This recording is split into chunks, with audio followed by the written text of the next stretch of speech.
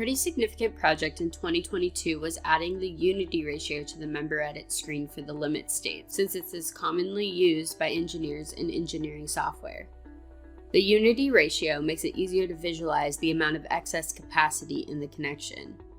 In this case, you can see that the highest unity ratio is 0.988, and there is only an additional 1 to 2% of capacity available.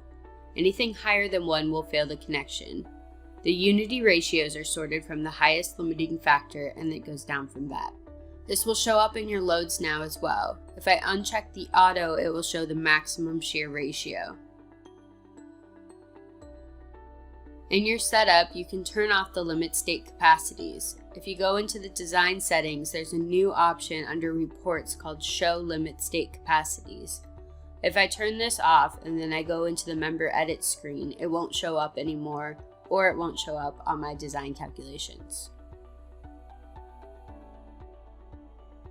In the expanded calculations under the design strength summary for the member's right end, the unity ratio is sorted from the highest unity ratio and down, just like in the member edit screen, so the highest limiting factor for the connection. If you were to scroll down into the actual calculations, they are also sorted in the same order.